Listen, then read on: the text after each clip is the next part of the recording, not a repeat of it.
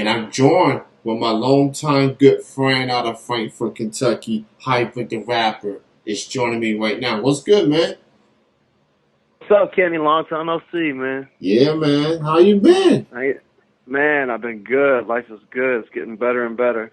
Yeah, I ain't talked to you in a while, man. It's the COVID and Yeah, the lack of shows. Because I know you're always on the scene and you always at the shows, man. I always expect to see you, at any time because I know you always popping up. But it's been a minute, man. But first and foremost, before we yeah, even talk about me or anything, man, I got to give you your props. They're well overdue because I believe I was like the first rapper that you interviewed. yeah. The first And local ever since, rapper. Yeah, the yeah, first first. local rapper. And ever since then, those few years ago, man, I've been seeing you just keep getting bigger and more acknowledgments, more accolades, more diverse musicians. And I've always thought highly of you, man. I've always tried to give you a shout out every show because I've always seen your work and your energy and your local support, man. It's second to none. So I'm happy for your success, bro. I'm glad that we're even able to do this all over again. And I just wanted to let you know I appreciate what you do, man. That means a lot. So we have history with each other from the shows that we have been a part of, from the time that you gave me my first hosting gig, and once Yeah, upon a, man. at the Brick Alley at Frankfurt. Yeah. Yeah. I must confess I was very nervous making that drive to Frankfurt. What am I gonna do? What am I gonna say? Like, how am I gonna present these performers? And you came up to me, you calmed me down, like, look, man, just do you, man. Be yourself, and we'll make it through this night. So I did. I survived because of you. Yeah, man. So I You did more appreciate. than pull it off, man. You killed it. Because I remember by the end of the night, man, people was laughing, they was joking, they was clapping. You was confident, you know what I'm saying? You just kept it going. Like I had to pull you away from the mic. It almost made me want to spit a couple bars, but I was like, you know Hey, what? I better stay in my lane. Like there'll come a time. You even made me a hype man several times. several So several that times. Yeah, was I, yeah, I don't know how you performers do it, man, in front of that stage, regardless of how many in attendance, man. But it takes a lot of confidence getting on that stage man. and perform. So I salute to everyone, regardless of genres that y'all do. Just getting on that stage and perform, man. Just being that escape for a certain amount of time. So that's dope, man. For real, bro. Yeah, Um, man. It can be nerve wracking, but it can be a rush as well. And I don't know how other people feel, but some of the most nervous times that I had, that I was just lip twitching and shaking, and mhm. you know, anxious. Were the small shows, where it was the coffee shops and the open mics. Some of those, man, they'll do it to you even worse, And then when you see a bunch of people out in the crowd, a couple hundred people out there, it kind of amps you up, and sometimes you just go for it, and you're not so nervous. So Hey, yeah, man, it's I miss it. I'll tell you that. I definitely miss just being at shows and obviously just being everywhere. Literally, I'm like the boogeyman. I'm just poof coming Yeah, at you yeah, pulling before up, you know popping it. up. I'm just. But we all living at different times, and all we could do is adapt to it, and just hopefully things will get back to some sort of normalcy down the road. But I am enjoying the music as always that you put out. You recently released Sunship. That's your Yep. latest record. It's out on all digital music platforms. And from my understanding, this is like part of a trilogy that you've been doing throughout Yeah. the years for Seeker, which kind of started it all. It's more underground, like raw, uncut hip hop. Yeah. That is pretty much back to your basis, to say the Yeah. least. So what was it like just working on this trilogy And how do you feel about sonship? Man, you nailed it. Like most people don't, even some of my most longtime supporters, they haven't really picked up on that. You know, I throw a lot of styles out there and a lot of different albums, and they don't necessarily go together. You know, they might have different producers or different vibes, and so this was kind of something I did behind the scenes without really announcing it much. So I'm glad you picked up on it because it's almost like an alter ego, like or a whole separate identity that I take on with the Seeker, and then second was the Star Seed, and then of course Sonship is the part three to it. But yeah, man, it's like a different, it's a different lane, but it's like a different part of me that I try to get away from the country rap or get away from the comedy or get away from the battle rap, and it's like this type of persona that I put on. It's more of my inner poet, you know. It's more of a pseudo scientific version, or more of a transcending kind of elevation of myself. You know, it's like this persona that I take on that takes it more back to the mystery and the deeper concepts and the deeper lyrics, instead of just doing another song about a breakup or a club song or you know, that type. The content is a little bit more uh is hidden, and that's my chance to sort of bring it out. So it's like a higher self almost that I sort of take on to do those type of projects. And so when you pop those discs in, it ain't nothing like the other stuff that I'm doing. You know, the videos you may be watching, it's more the poet and the historian and the researcher and the seeker, and like, you know, more of this different part of myself that I feel like is there and it's always been there. And that's kind of like the time that I get to, and you know, just engorge in that. And so, man, it's something that I have the most fun with, because it's like I take on this part of myself that usually remains dormant or that nobody gets to hear. And so that's sort of it. So I appreciate acknowledging it, man, because it's like a sci-fi movie to me. Like, I've been making all these dramas and all these comedies and all these action movies. Well, here's my chance to do something a little deeper and more about a concept and more about internal affairs and in the ways that I look at the world and the universe and life and the deeper concepts, instead of just songwriting. You know, it's more of like an experiment into, you know, these occult type of things. Sonship by Hybrid the Rapper is out on all digital music platforms, as well as pretty much majority of his discography is on the platforms. But if you want to get more exclusive stuff, you can go to the Bandcamp, hybridtherapper.bandcamp.com. And just something to keep in mind, with Bandcamp Fridays coming back just last week, I did purchase Sonship. I appreciate that. I definitely made sure to buy that there. And Bandcamp Friday, all the proceeds, all the purchases going directly towards the artist. 100% of the money that you spend is going straight to them. The Bandcamp has removed their revenue share so that artists can get paid in full. So just something to keep in mind with Bandcamp bringing Bandcamp Fridays back. So this definitely Yeah. a dope record. I really enjoyed it. I tend to I listen to all sides of you throughout the years, singing, rapping, rock, country, hip hop. You literally live up to your stage name. You are literally a hybrid, and it's like Yeah, man. you just don't know where he's gonna go next, man. And you have so much music in that vault of yours. It's like, man, how does it feel like just looking at all this music you've done and you're just trying to figure out what do I want to go next? Do I go a singing route? Do I go the rap route, rock route?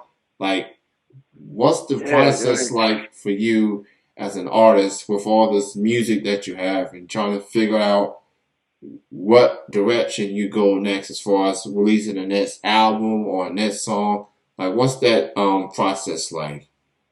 Man, I appreciate you bringing it out, man. Nobody ever asked me that, and it's something I struggle with. Like, I don't know sometimes, like Sunship, for instance, I just felt like it was time. Like, I've been giving everybody all this heartfelt stuff and the singing and all these type of videos and all this like really emotional, humanistic kind of things.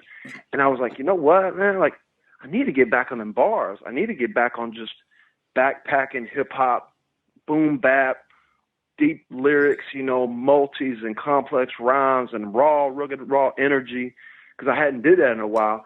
So that album actually sat on deck for like 2 years. Nobody ever heard it.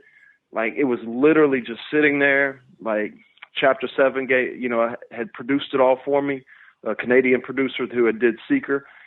And it was just sitting on deck, and I was just sort of waiting for the time. And I just felt like it was time, man. Like, where hip hop is, where everything is just so special effects oriented and so singing oriented. You turn on the radio and you don't even know what the artist really sounds like because there's so many effects on their voice and things like that. And it just felt like it was time to just go back to just pure underground, thirsty, hungry MC kind of delivery and energy. And so with that album, I was like, yep, this is it. This is what my fans want. This is what people want. This is what the world needs. This is what hip hop needs. And so I just took it back to that, but I kind of just space it out, man. Like, I sort of gauge off what my supporters are really liking. I try to engage and ask them, what do y'all want? You want some more singing? You want some more country? I'll do different videos from different projects and sort of see what people are feeling. With the Only Vibe album that I dropped a few months before that, I gave them just 20 different tracks, like, here's a little bit of everything. Here's different producers and different styles. And so I try to just space it out, man, and not ever really commit to one persona or one lane, because I don't want to be boxed in. I don't want to deliver one style, and that's what everybody expects for the rest of my career, you know what I'm saying? So I'm always throwing curveballs, mixing it up. It's like mixed martial arts on wax, I just always give them these different things, and it keeps it fresh to me as well. Like, I think the people that have grown accustomed to me doing that, I think they're starting to appreciate it. Like, years ago, it wouldn't have been possible. You know what I'm saying? Years ago, Tupac couldn't have came out with an R&B song. But now you got Drake, number one, who he might sing on a song, he might rap on a song. People are willing to accept either one. But years ago, that wouldn't have been even available or even possible. But now there's been this merger of all the different genres. And so I feel like finally I'm able to do it and not freak people out. Even my old homies used to get on me. They were like, man, you need to pick a way. You need to pick a style. You need to find your lane.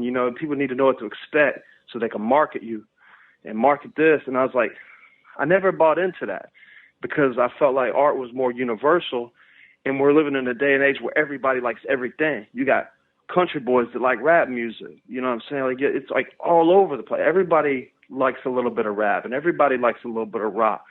And so, and countries, picked up hip hop, and rock and roll's dabbled in rap music. And so I feel like I can do any style, whether it's punk, R&B, country, pop, or whatever, but rap is still that universal language that I can insert and incorporate into all of them. That's why I put the rapper on the end of hybrid, is because, okay, yeah, hybrid is me. That's all these different styles and all these different personalities and ways that I present myself. But rap is always the poetry. It's always the written word. It's always the language itself that I could throw in there at all times. So I feel like as long as I still keep a little bit of hip-hop as my universal language, as long as it's got it in the ad-libs, it's got a verse every once in a while, as long as it still has that, then I can sort of throw all the styles out there. I could put out a bluegrass song. I could do some spoken word. I could do a pop track, whatever. So knowing when to do it, I ain't really figured that out yet. Hopefully, I just kind of keep hoping that my supporters are always a little open and receptive, because as far as when I do it, I may not have the greatest timing, but I try to just keep it coming. You know what I'm saying? Producing good content, keep all my supporters sort of engaged in the styles that they might like. You know, like obviously my next album, I don't want to do it like the Sunship. I want to. I want to veer away from that. I want to come with something a little bit more, you know, another direction. So, but then 2 years from now, maybe I'll get back on that tip. You know, you never know. It's always there, and it's like having multiple personalities or something. You know, you always have these different styles that you can pick from and draw from, or that you really enjoy. And a lot of it just depends on how I'm living at that time. And for instance,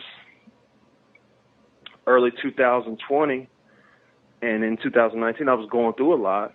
You know, I was like going through a lot of physical things, some financial things. Of course, when COVID hit, that really affected the world in general.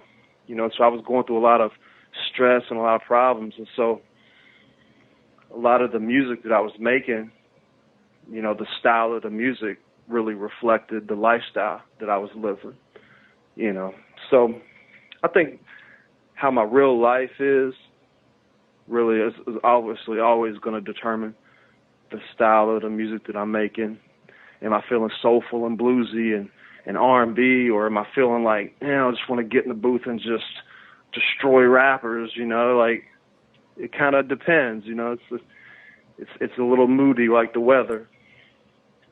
But I appreciate that question, man. Nobody ever asked me that, and so I feel like you have a real good, close understanding of my whole thing, you know, because you've checked out my catalog and you've watched most of the videos and all that. So I really value that, man. Absolutely, man. Just seeing Method to the Madness, the documentary that you put out, and hear you explain like why you put music out the ways you put out, definitely got me a better understanding of you as an artist and just how you're feeling and what time to put out certain records and albums and mixtapes, etc. I feel like it works for you, man. It's kind of like a head coach of football having two different quarterbacks and he's trying to figure out which one to use in certain situations. That's a good Yeah, problem to yeah. have. That's a good problem to have. And look, you have gotten nominations, you've gotten awards, you have gotten, you know, performing with big name artists. You've been you not be around the block, you be the block. So whatever it Man, is that whatever it is that you have done up to this point, you keep going, man. If it ain't broke, don't fix it. So, you know, that's all I man, could it tell means a you lot. as a Man, that means a lot to me, man. you know, as a fan and as a listener and as a friend of yours, man. Like, you know, I enjoy, you know, country. I've become a versatile listener ever since I started listening to local music, becoming more evolved with it, and everyone that I've run into has welcomed me with open arms. And like, we with you, guy. So it's like, yeah, I like what I see in the scene. I like artists like yourselves and Divine Karama and so many others that's just put music out, man. Just being themselves, being authentic. You know, feel like when I can relate to local artists more than I can relate to mainstream artists because I feel it. I feel what they're going through. I feel what they're saying as artists and as people. So you have the fan base. You have just the admiration of peers. You help artists with these showcases and collaborations. Like you've done a lot for Kentucky hip hop, man. You know, and Man, I so appreciate that, it's man. so I'm just continuing to see who else is out there. So props to you, man, and just keep doing what you're doing, and people gonna keep walking with you regardless of what music, man. And it's just it's a good mystery because I'm always trying to figure out what's this guy gonna do next. What's he going? What kind of album he's gonna do out? Like he's literally done hip hop, country, rock, collaborations. You even collaborate with people from Canada for crying out loud. Yeah, man. So Hey, you expanding pretty much. it's like it's a challenge to myself, but it's like this whole door open because I'm 2020. I'm like 20 years before the internet, 20 years after. Yeah. And so them first 20 years, man, all you knew was your homies. You just knew your crew. You knew the people in your town, the people down the street who have made a beat or who rapped. And then suddenly when I got a hold of the internet, I finally figured out, man, there's people all over the world and they're approachable. They're accessible. I just kind of got addicted, man. And I started collaborating with everybody, and so much dope music came from it. Now I've slowed down a little bit for different reasons. But, man, the experience and the friends that I've made through it, whether it came from entering some contest or it came from collaborating with some MC that I liked, it's just I would do it all over again in a heartbeat, man. It's been an amazing, extraordinary experience. Even though I haven't, quote, made it, you know what I'm saying? Like, I ain't one of the millionaire famous people. I feel like the music still changed my life and it changed who I am and just merged the two together, and it's just been an amazing experience. So I always try to, share some of that energy with people and give them great memories and build with them and give them that potential, you know what I'm saying? Just like we got potential as humans to do amazing things, to do great things and experience all these different things. I tried my best to, help my homies and provide jobs, provide opportunities and just give some of that same synergy to the people around me and stuff like that. So, man, it's a give and take thing, man. Like, even though, you lose friends, you gain friends, but you still keep it all, and it's all hermetically sealed, you know what I'm saying, in your soul. So it's been a great thing. And I'm going to keep it going, man. I got albums on deck. I'm bringing back the Hustle and Flow showcases. Actually, March 13th, Hustle and Flow 21 is coming back. Got a new venue open in Frankfort. It's a new venue for shows. We can have shows, comedy shows, and open mics and showcases. We got a new studio, new podcast room. So definitely, man, when you get a chance, I want you to come down, give you the tour, because I know you're gonna enjoy the facility. So, man, it's gonna keep getting bigger and better. Got a lot of new music and videos dropping, so it ain't stopping, bro. Absolutely, man. So go check it out. Hustle and Flow coming back in March in Frankfurt, different venue this time around. Until then, go stream the heck out of the Sunship album. And when you hang up, I'm going to play a song off this album. I'm going to play The Rapper 2. That's one of my favorite songs off the album. So I'm going to end tonight's show with that. But Hybrid, man, great catching up with you. Thank you for your time. Thank you for the support as always. And I look forward to seeing and hearing what's next for Hybrid the Rapper, man. Continue to do you. Be safe. We'll chat again soon. Yeah, man, let's do it again, and I hope the success keeps coming your way, man. You deserve every bit of it, and congratulations for all your awards as well in recent history, man. You deserved it, and I appreciate it, man. Appreciate you, man. You have a good night. You too, bro. All right, bro. Later.